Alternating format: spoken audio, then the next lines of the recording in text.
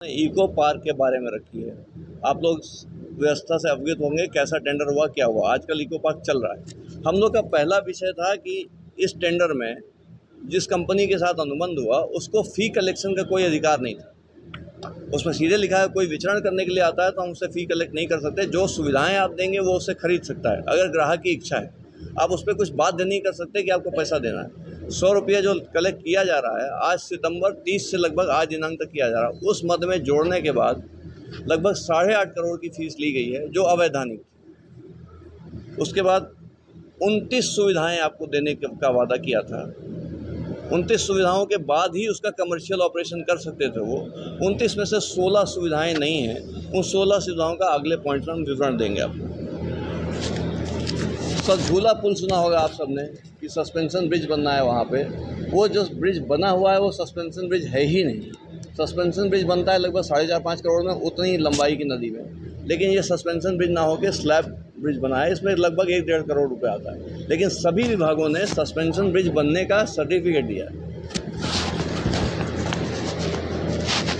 नगर निगम की कुल ज़मीन जो आज कंपनी के कब्जे में है वो 5.28 एकड़, पर कागज़ों में केवल 3.8 एकड़ ज़मीन लिखी हुई है। लगभग 1.5 एकड़ ज़मीन का नगर निगम को कोई लीज़ नहीं मिल रहा, वो अवैध कब्जे में।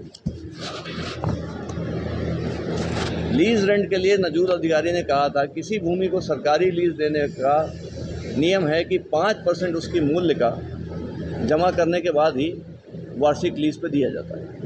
1 साल की लीज़ होगी जो 5% उसकी कीमत होगी। अब ज़मीनों का आकलन कर देते हैं। 11.5 एकड़ ज़मीन फॉरेस्ट की लगी है जिसकी मार्केट वैल्यू 109 करोड़ है, और 5.28 एकड़ ज़मीन नगर निगम की है जिसकी कीमत 230 करोड़ है। कुल मिला के 329 करोड़ की ज़मीनें सरकारी गाइडलाइन के हिसाब से हैं, जिनका कि 1 साल में रेंट आना चाहिए 16 करोड़ 95 लाख, और 508 करोड़ रुपया इसकी लीज़ होनी चाहिए पूरा 30 साल में। और शासन को कुल कितनी लीज़ मिल रही है? नगर निगम और फॉरेस्ट को मिला के 30 साल में 3 करोड़ 14 रुपया मात्र मिल रहा है, जिसमें से 1 करोड़ नगर निगम को मिलता है, 2 करोड़ फॉरेस्ट को मिलता है। इसमें सीधी हानि सरकार को, सरकार की गाइडलाइन के हिसाब से, उनके कागजों के हिसाब से 176 करोड़ की पूरे 30 साल में होने वाली है।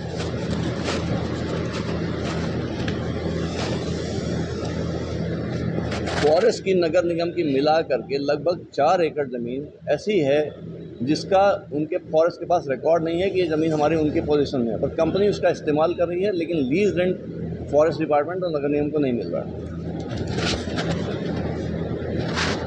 ज़मीन हस्तांतरण की बात थी। शासन का नियम ये है कि जिस विभाग की भूमि है उसका चीफ सेक्रेटरी या प्रिंसिपल सेक्रेटरी परमिशन देगा भूमि के अधिग्रहण का, तभी भूमि अधिग्रहित हो सकती है। लेकिन इसमें नगर निगम की भूमि बिना पीएस के परमिशन के अधिग्रहित कर ली गई। केवल नगर निगम के मेयर का और कमिश्नर का सहमति पत्र है। यही फॉरेस्ट के साथ हुआ। जो ज़मीन फॉरेस्ट के लिए अधिग्रहित की गई उसमें 11.5 एकड़ ज़मीन ली गई, जिसमें ये नियम है कि फॉरेस्ट की ज़मीन कंजर्वेशन एक्ट 1980 के हिसाब से चलती है। अगर उस ज़मीन में गैर वन उपयोग करना है तो उसकी अनुमति केंद्र सरकार देती है, पर केंद्र सरकार की अनुमति तो छोड़िए, उसका पत्र भी नहीं भेजा गया केंद्र सरकार को कि आप अनुमति दे दीजिए। कोई भी निर्माण में आप घर का निर्माण कराते हैं 10 परमिशन चाहिए होती है, टीएनसीपी, नगर निगम सब। इसमें ना नगर निगम की, ना टीएनसीपी की, ना पोल्यूशन कंट्रोल बोर्ड की, ना फायर ऑडिट हुआ, ना फ्लड का ऑडिट हुआ, ना एनवायरमेंटल लॉस का किसी तरह से कोई परमिशन। सारा अवैध काम, कोई भी परमिशन उनको शासकीय स्तर पर नहीं मिली। एक आपको याद होगा, उस भूमि में हनुमान जी का बहुत प्राचीन मंदिर था, उसको वहाँ कुंडा घाट मंदिर कहते थे। वो मंदिर उसी भूमि में आके अधिग्रहित हो गया, जबकि मंदिर का नियम है कि आर्कियोलॉजिकल सर्वे ऑफ इंडिया बताता है, जिसको पुरातत्व विभाग कहते हैं, पुरातत्व विभाग बताता है कि इसका संधारण कैसे करेंगे। बिना पुरातत्व विभाग की जानकारी के मंदिर संधारित हो गया। अब मंदिर उसी प्रेमाइसेस में चला गया। कोई अगर मंदिर का दर्शन करना चाहे तो वो भी 100 रुपया दे करके अंदर आएगा।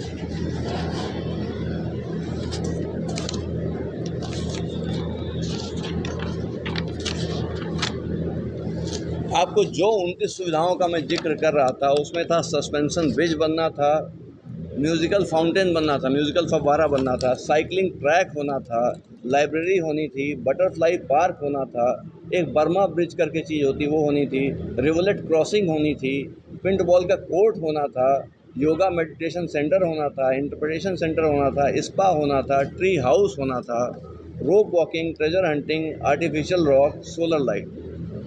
ये कोई भी सुविधा वहाँ विद्यमान ही नहीं है। आप लोग स्वयं जाकर के वहाँ देखेंगे क्या साइकिलिंग ट्रैक है वहाँ पे, क्या ट्री हाउस है वहाँ पे।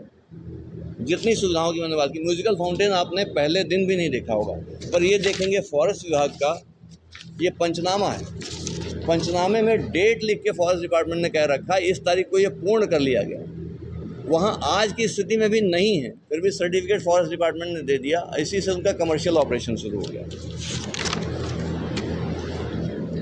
कोई भी काम शासकीय किया जाता है उसमें एक ऑडिट होती है जिसको CAG की ऑडिट बोलते हैं। इसमें सन 2009 से आज 26 तक की कोई ऑडिट CAG द्वारा नहीं कराई गई। स्टेट कंट्रोलर ऑडिटर जनरल के द्वारा किसी भी वार्षिक ऑडिट के बाद की बाध्यता होती है गवर्नमेंट कॉन्ट्रैक्ट से। आपने NGT गाइडलाइन सुनी होगी कि नदी से 50 मीटर दूरी निर्माण होगा। इको पार्क का लगभग 30% निर्माण उस 50 मीटर की परिधि के अंदर है। सुलभ कॉम्प्लेक्स जो तोड़ के शिफ्ट किया गया वो नदी से एकदम लगा हुआ है। उसमें शर्त थी सरकार की कि सुलभ कॉम्प्लेक्स का अपशिष्ट आप ट्रीटमेंट प्लांट में भेजेंगे, उसके बाद ही छोड़ सकते हैं। लेकिन वो सीधे नदी में फेंक रहे हैं। आप लोग अभी जाकर के रिपोर्ट बना दीजिए। नगर निगम ने उस ज़मीन पे एक पार्क बनवाया था, विक्रम पार्क नाम से, बहुत प्राचीन पार्क था। हमें लगता है स्टेट टाइम्स का पार्क है वो। उसमें 60 लाख 80 लाख रुपए लगा के नगर निगम ने उसको अपग्रेड किया। वो पार्क तोड़ दिया गया, नगर निगम को कोई नुकसान की राशि नहीं दी गई और प्रोजेक्ट बन गया।